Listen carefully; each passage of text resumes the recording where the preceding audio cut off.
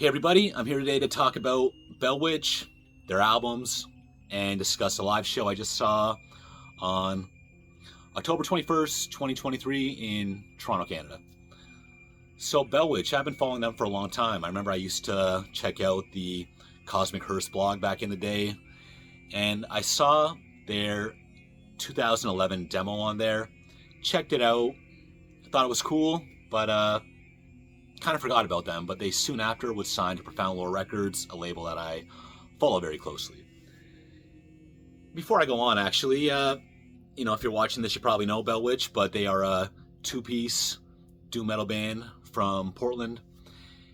And I've seen them live 2 times before this show. I saw them open for Yob once and for Neurosis once. Obviously, outstanding tour packages, those 2 shows. And I was listening to the demo again on the way home from the show. It's 4 songs, an intro, an outro, and 2 songs. Long songs, but not like now. We're talking 20 minutes, not well over an hour like they do now. And I thought that was some of their most enjoyable material. It was a little bit more accessible, a little faster, again, shorter songs. And I thought it was a really cool intro. I don't know what movie it's from, but you hear Vincent Price speaking. That was pretty creepy. And I actually think I like that demo more than their debut full-length album, Longing. This is 5 songs and an outro. This is probably my least favorite Bell Witch material, but still great stuff. Wouldn't be too far after that they would put out For Phantoms, which is my sentimental favorite, A Time and a Place. This is 4 songs.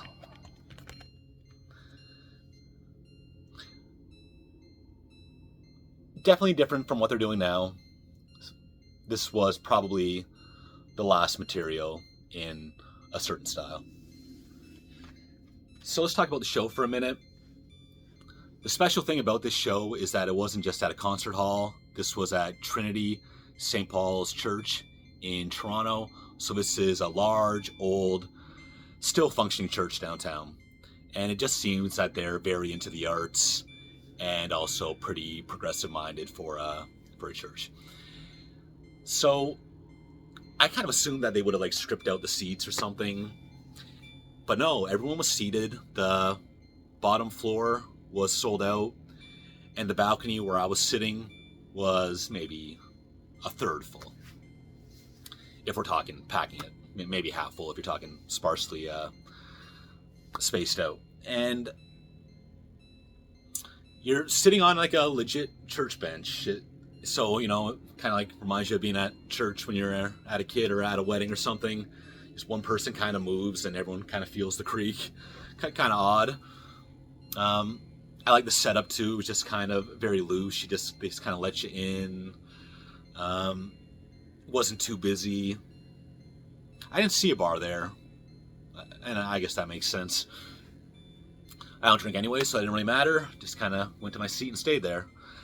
But the first band was called Volur, Volur. They're a Canadian doom metal band. I feel like I might have seen them live one time opening for another band, but I can't say for sure. But I know I've definitely made a couple online MP3 purchases. It was probably Bandcamp, an EP or 2 back in the day. And I remember them being a little bit more black metal sounding than what I witnessed. Definitely more of a experimental doom thing. Drums, bass, electric violin, and dual male-female vocals. And I thought they had a great show. I've definitely added some of their albums to my playlist, and I'm going to delve deeper into their discography. Next up was Spirit Possession. They are a black metal band from Portland, and I've been listening to them since I first heard their first album. Was this probably 3 years ago? The self-titled album, I believe. Another Profound Lore release. What I liked about this is it's some aggressive black metal, but with a real rock and roll vibe to me. It's not fun or lighthearted, but it rocks. And I also bought the one after that. This one came out several months ago, I'd say, of The Sign. I don't like this one quite as much, but it's a little bit more varied, a little more flavor to it. Cool artwork. Great band. And this was a 2-member band. You have a drummer and then a vocalist and guitarist.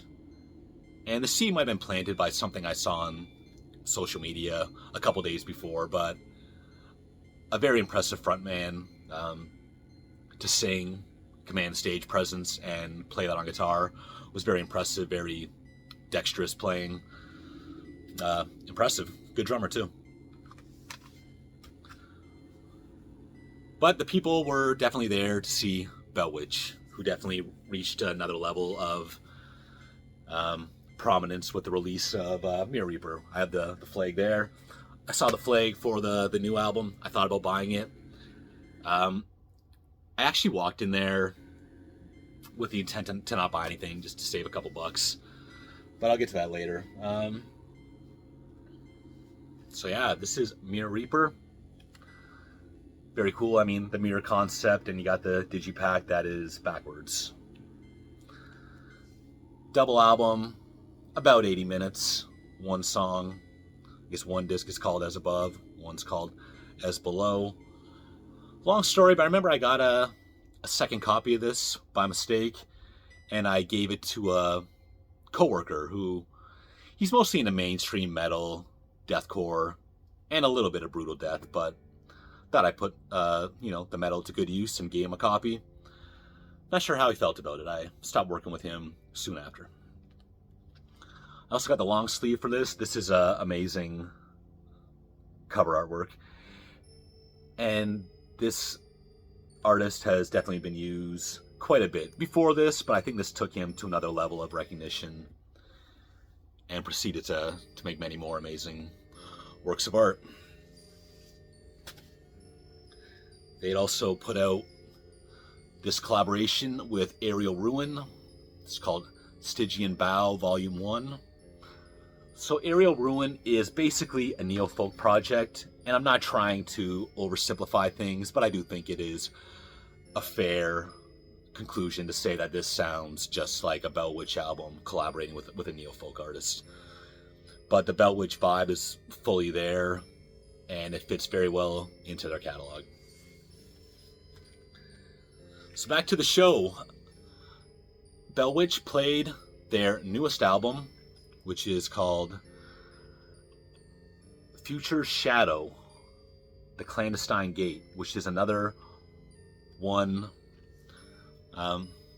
song album, but that is even longer than Mirror Reaper. I think Mirror Reaper is about 80 minutes, and this is more like 90 minutes. So Bellwitch gets on stage, as usual, there's no stage banter. What was a somewhat bright show up to then, they finally did drop all the lights. Bellwitch has a projection show which corresponds with the music. So again, we're in a big church and there was no projection screen. It was projected against the massive pipe organ backing against the wall. So you couldn't really see everything fully, but it obscured it enough that you're watching it, guessing what it was. I thought it added a nice air of mystery to the whole thing. But again, you could kind of tell what was going on. The light show was effective. Again, one song, no breaks. Great crowd, too. Everyone was fully attentive. I didn't see one phone. I didn't hear one person talking. Usually, a show is just a show. Like, I don't know if you're with me here, but sometimes going to concerts is a big inconvenience, and you don't even always fully enjoy it while you're there. But you go anyway, because it's a bit of I almost think it was kind of an intimate moment with the band and with like-minded people, and the memory of the show is always better and more special than the show itself. That's how I feel. So a lot of shows aren't that immersive, but this one was just the crowd, the music, the stage show, the one song effect, it really sucked everyone in. Very special night. I'll never forget it. Going back to the merch thing, I wasn't going to spend any money. I'm like most people, money's tight. Renew my mortgage next week. It's going to double. It's going to kill me. But I was walking out of there saying, you know what, that was a special night. You need to get someone to remember it by. So I bought the tour shirt. But lots of other things there I would have liked to buy. And that's it. Brief discussion on Bell Witch and their albums. Check them out if you haven't. And I hope to see them again live very soon. Thanks for watching.